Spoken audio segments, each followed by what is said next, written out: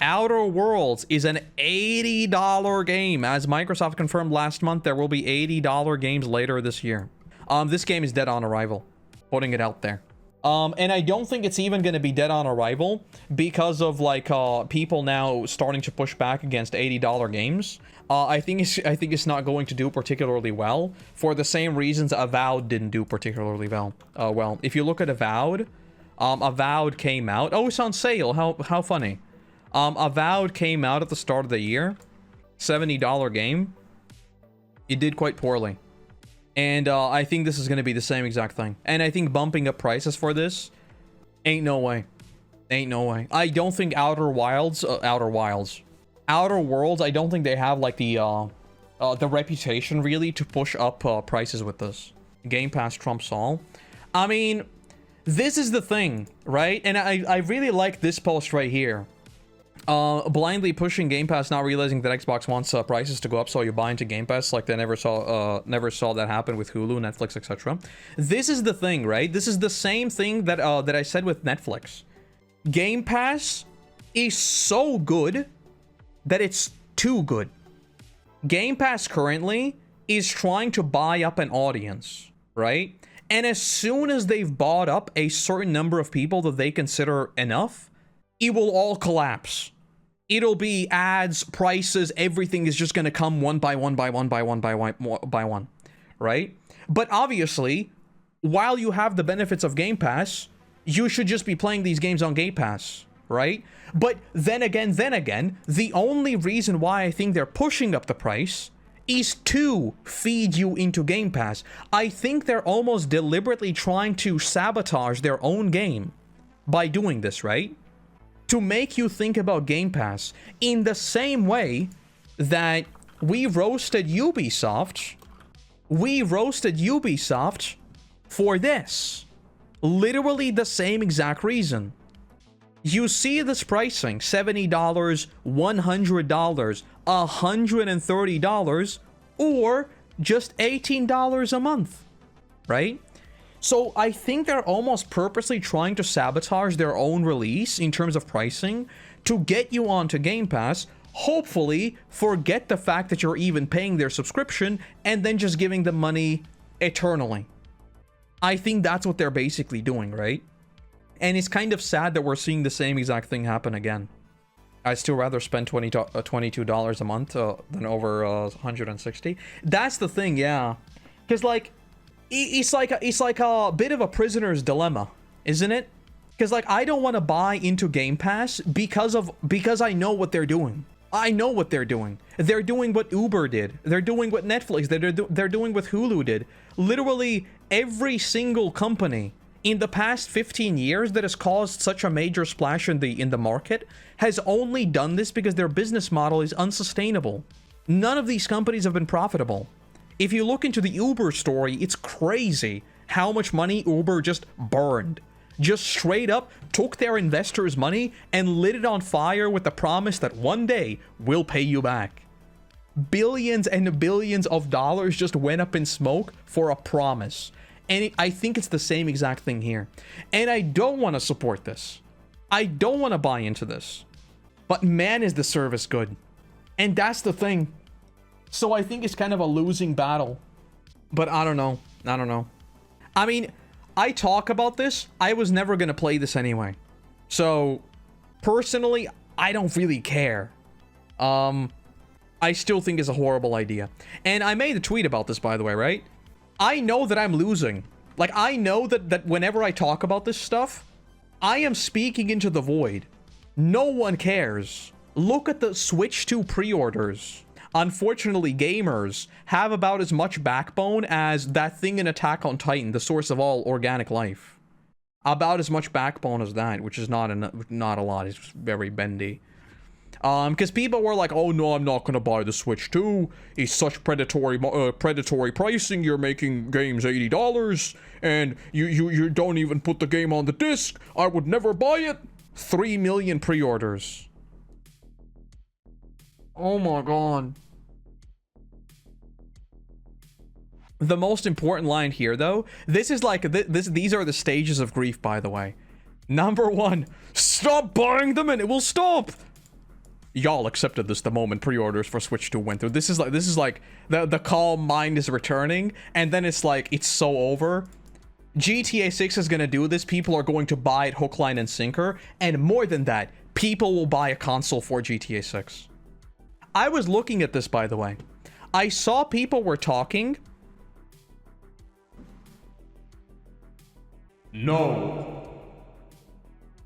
If you look at Steam users, this was very, very interesting to me. Where do you bring up user bases? So if you go, like this is the start of the Great Plague, right? 2020, Steam had 19 million users. We are now at 40 million. It has doubled its user base. And I was thinking about this. I don't think there are any Sony PSN numbers, subscription, I guess active users. I don't think there are any real numbers about this, but just I was looking at these trends, and if something like this is even remotely true, I think there is genuinely a chance that GTA 6 does not do as well as Rockstar think it might do on consoles. Now, this might be like absolute cope for me. This might be complete and utter cope on my part. But when I look at the growth of PC as a platform, and I look at something like, again, I don't think these numbers are totally accurate. I don't think so. But even if we assume that they're like slightly off, if you look at their growth versus Steam's growth, one of these platforms is not a source of growth. So I have this small bit of cope at the back of my brain. This is like my Joker brain.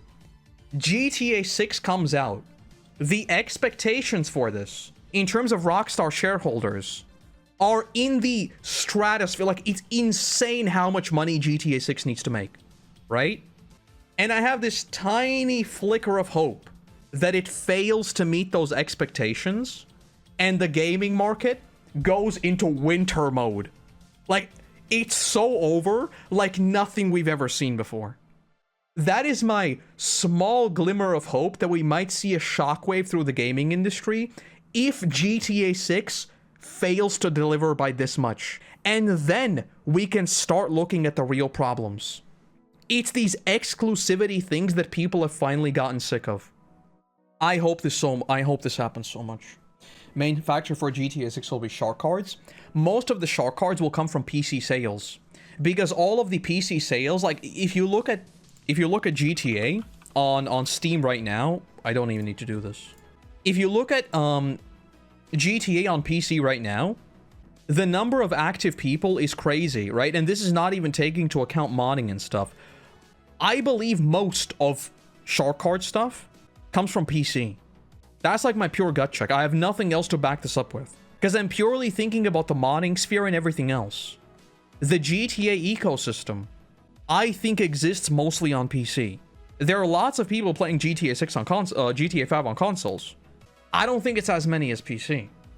That's my gut check. But you are right about the shark cards. You're definitely right about that. But there is this small bit of cope. The GTA 6 comes out and it actually fails. Can we look at like Xbox monthly active users? Can we look at this? I mean, this tells me nothing. This is only 2022, and this has grown a lot too. This is basically doubled as well. But what are the sources for this? I don't know. 500 million active monthly users. This chart looks a lot better than this chart right here. So maybe, because I was thinking about like what is the last full priced game I even bought, and by full price we're talking $70 or $60. I don't know, because obviously I bought Night Rain, but Night Rain's not full price. Diablo, I think it's Diablo, right? Because like in my case, I didn't buy Diablo. I spent WoW Gold. But yeah, I think Diablo is the last full-priced game I bought. And that was 2023. Everything else I've bought wasn't $60. Night Rain was like 40 plus the DLC. It was 50 something, right? Claire Expedition 33. That's also not $60. It's literally Diablo 4 for me. Everything else I've bought is $40, $30, $20, which is kind of crazy to think about considering modern prices. One game I would have bought and I didn't buy is Kingdom Come Deliverance 2, because a friend of mine bought it and we have a Steam family account. We have like the Steam sharing thing. So I have Kingdom Come Deliverance 2 for free because he bought it. So that's like one game that I guess I would have bought at $60. 60 euros. Other than that, nothing. We'll have to see how much Resident Evil Requiem is. Because I suspect that's also going to be 70 euros. Time to get sponsors to never buy full-priced games ever again. Buy full-priced Legos instead. I mean, I've said this before. I don't really care for most games that come out. I am very much like a bit of a patient gamer, personally. A lot of the games I play are like my backlog for games is so absurdly long that if we actually got like a full-blown all AAA devs just hunker down, no one's buying Vigia games and everything is bad, I would be fine for like the better part of a decade. There are so many games that I want to get around to playing that is crazy. Dragon's Dogma was 65 euros. Oh yeah, and Monster Hunter Wilds was 70. So I assume Requiem is going to be 70.